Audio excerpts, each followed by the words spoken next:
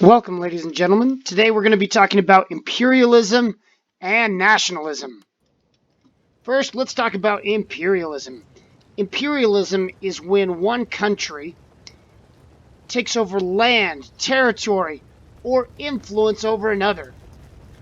Our example here is the Boxer Rebellion in China. Here we are, the United States, British, and French attacking China to get concessions, to get China to do what we want them to do. The Boxer Rebellion drove out the foreigners, and we are repaying them a visit.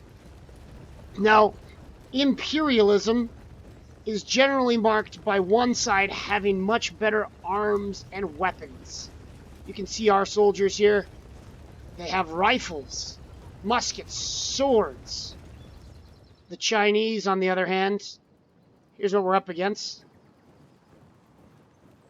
These guys have primitive matchlock guns, spears,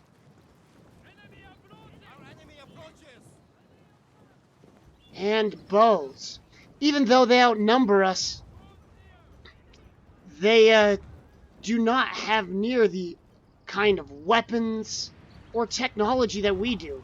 Imperialism relies on better industry and better technology to allow one country to take over the other. Now, if you think about these British soldiers, they've got to be brave, if you think about it, to fight an army many, many times their size. But they do so relying on the best modern weapons. Imperialism is when you use your weapons and your industry against the enemy. Now let's talk about nationalism. These guys are here because their country thinks they're the best. Nationalism is extreme pride in your country. It's being number one. Oh, here comes the battle. Here come the Chinese. So these Americans, these French and British, they think their country is better. They think they're number one. They're the best. They have pride in their country. They're in the military. Now we're going to flip sides on this. Come back over to the Chinese. Now these guys are full of nationalism. They believe in their cause. They believe in their country. In the United States, when we think of nationalism, we think of things like waving our flags, the 4th of July, fighting for the red, white, and blue, joining the army. My favorite nationalist phrase with the United States is the phrase "Merca." You say Merca, and we know it's spelled wrong, but we're American. We don't care, dang it, because we're red, white, and blue, land of the free. Now, must be brave for those British to be outnumbered. But who's really the brave guy? The guy that sits there with his modern rifle? Or these guys? Think about the nationalism and the love of their country. They are charging the enemy with spears. They are charging rifles with spears. Now this is imperialism in action. Okay. So here's the nationalism. They love their country. They're charging right into the guns. But their ancient weapons, their swords, their bows, they're no match for the French weapons, for the modern guns industry.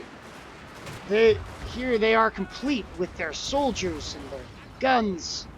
This is imperialism. This is one country taking over another. How can they do it? It's not the numbers. It's the industry. It's the rifles. Not only is the rifles back here, it's the cannons. The modern artillery. If you notice, they load and they fire far from the fields of battle. The industry of England is destroying the Chinese. So, ladies and gentlemen, that's imperialism and nationalism. Imperialism is using your technology and your industry to take over a smaller, less advanced opponent, and nationalism is fighting for your country. Even if it seems hopeless, even if it means charging guns with your swords, that's nationalism. It's thinking that you can do it. You're number one, fighting for your country, no matter what the cost. This is Senor Cabeza. Thank you very much for watching.